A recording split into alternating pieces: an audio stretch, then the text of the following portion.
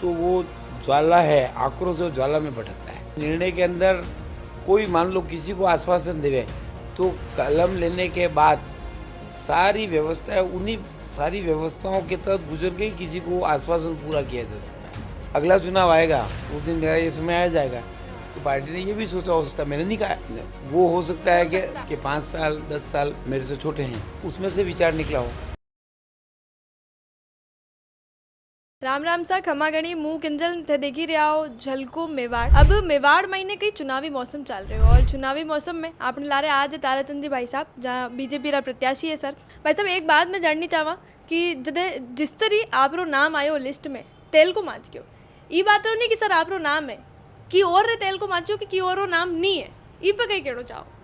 ऐसा है कि पार्टी के अंदर सारी व्यवस्थाएं अंतर्गत सारे सर्वे होते हैं, जानकारी होती है। पार्टी लंबे प्रोसेस के तहत ये नाम तय करती है। मतलब कोई एक दिन की कसरत से, किसी की सिफारिश से, किसी के अप्रोच से, किसी के दबाव से कोई टिकट देती नहीं है।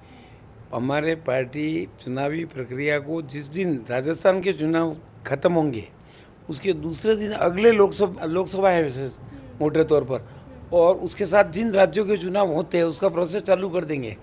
उन सब प्रत्याशियों की जन्मपत्री का मतलब उसका फीडबैक, उसके बारे में राजनीतिक कितना अनुभव है, कितने वर्षों से काम कर रहे हैं, क्या जाति समीकरण है, किसको दिया जा सकता है, तो उस सारी सर्वे के बाद ही प्रत्याशियों का चयन करते हैं।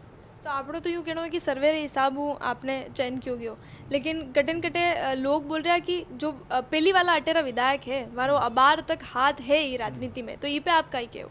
हाथ तो केंद्रीय नेतृत्व से लेकर उनका और नीचे के कार्यकर्ताओं का तक होता है। ऐसा नहीं है, पार्टी के हमारे प्रदेश के चुनाव प्रभारी यहाँ आए थे, उसके पहले भी आए थे। सारी टीम इसके बारे में खुद सर्वे करती है और पॉलिटिकल सर्वे होते हैं उनसे भी राय लेती है। कोर कमेटी भी उनके बारे में सारा समझती है। तीनों के सर्वे के आधार पर ही ये सारे निर्णय होते हैं। सब पहली तो समर्थन नहीं हो, स्वाभिमानी रैली वगैरह सब बहुत निकली, खूब जनता भी ला रही, लेकिन काले पचे देखियो सोशल मीडिया पे एक पोस्ट आयो कि समर्थन दे दियो तीनारो फोटो विक्ट्री रे साइन ले ला रहे सर। लेकिन पहली जब थानू बात करी तो थाने चेहरा पे ऑलरेडी एक कॉन्फिडेंस हो कि वे मान ला रही वे, तो यो कसो रिमोट कंट्रोल हो आप रे ला रहे जो पहली हो आपने पता हो। ऐसा है कि मैं भी पिछले 45 वर्ष से काम कर रहा हूँ राजनीति में। जो वो भी पारस जी हो, प्रमोद जी हो, जो भी कार्यकर्ता रहे, वो भी प्रमोद जी का 40 साल से होगा, पारस जी का 30-35 साल का होगा, तो हमारे पार्टी के अंदर क्षणिक आवेश से हो सकता है। लेकिन जब पार्टी नेतृत्व इस बात को अगर उस प्रत्याशी को ये लग जाए कि मुझे टिकट नहीं मिला लेकिन मेरे साथ अन्याय हुआ, और देने वाला प्रत्याशी जिसको दिया गया है वो इस काबिल नहीं था, तो वो ज्वाला है, आक्रोश और ज्वाला में भटकता है। तो ऐसा नहीं हुआ, वो इसीलिए नहीं हुआ, वो इस बात से संतुष्ट हो गया कि मुझे नहीं दिया तो कोई बात नहीं, जहाँ दिया है वो ठीक है। नहीं सर, या तो कई तो एक खतरनाक रिमोट हो आप रे कने जो आप बटन दबायो और पारस सिंह साहब हटाई गया। ऐसा हमारे यहाँ, मैं इन सब व्यवस्थाओं से वर्षों से गुजरा हुआ हूँ। कई प्रत्याशियों को बैठा है, राजी किए, समझाए, तो मेरे को इसलिए आभास था, आत्मविश्वास था कि भाई ये सारी इन व्यवस्थाओं के तहत ये सारे समझ जाएंगे। क्योंकि पहली हूँ जदे पहला दिन हूँ जदे आपने टिकट मिलियो, मैं थाने टिकट मिलता भी देखियो और वो दिन भी मैं देखियो जदे लोग आया फूल माला पेरा जदे भी थाने चेहरा पे कॉन्फिडेंस और थे कह रहा कि नहीं सब मान ला रही वे, तो अबे ला रहे थे अबे आगे रो गई। ऐसा है कि मैंने इन सब व्यवस्थाओं से 45 साल गुजरा हूँ, मनाने का, रूठने वालों का, इन सारी व्यवस्थाओं के अंदर पहले क्षणिक आक्रोश आता है, लेकिन जब उस जो टिकट मांगने वाले आकांक्षी होते हैं उनको लग जाता है कि ना मुझे नहीं दिया तो कोई बात नहीं, जिसको दिया है वो इसका अधिकारी था, तो उसका आक्रोश आधा हो जाता है। तो सिंघवी साहब ये मान लियो। मैं नहीं जानता, मैं ऐसा सोच रहा हूँ, तो इसमें कोई संदेह नहीं, कोई उनके ऊपर दबाव नहीं डाला, राजी बाजी गए, सब बात की, और ना कहीं हमारे यहाँ ये पार्टी में व्यवस्था है मुझे ये दे ना मैं ऐसा करूँ, कोई शर्तें होती ही नहीं है।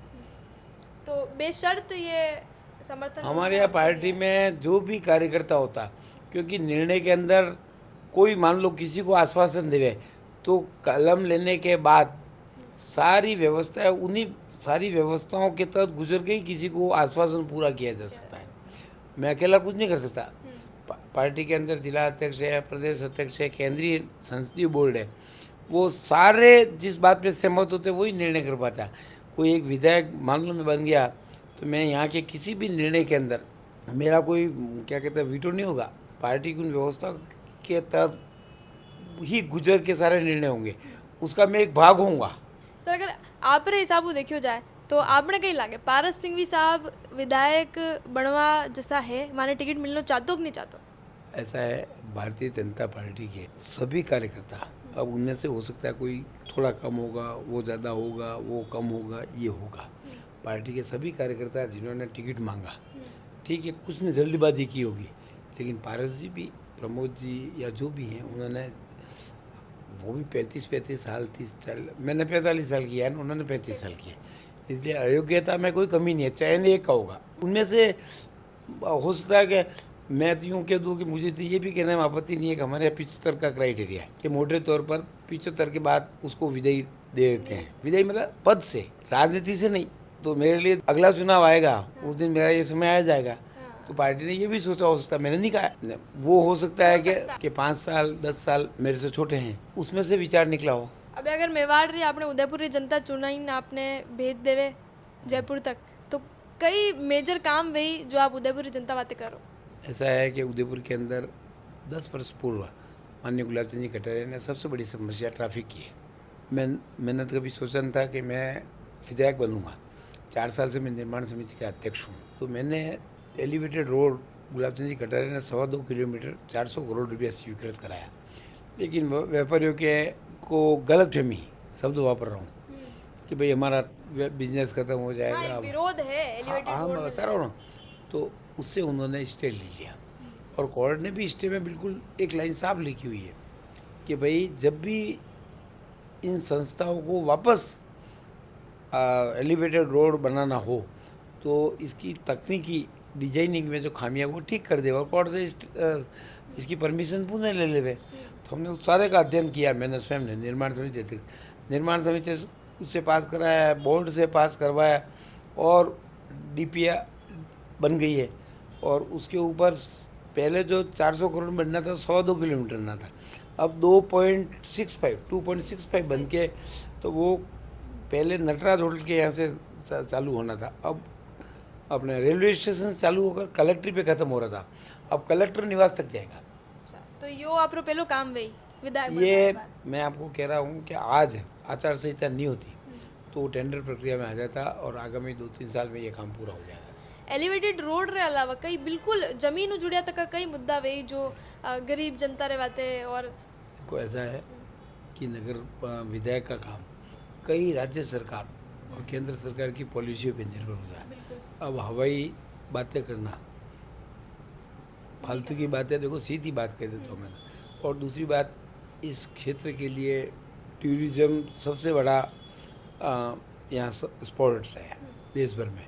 उसके लिए जैसे ये पहाड़ियाँ हैं, चारों तरफ पहाड़ियाँ और झीलों के बीच में शहर है, तो इनमें से जितनी सुंदरता का योगदान है शहर की सुंदरता, उतना पहाड़ियों का भी है।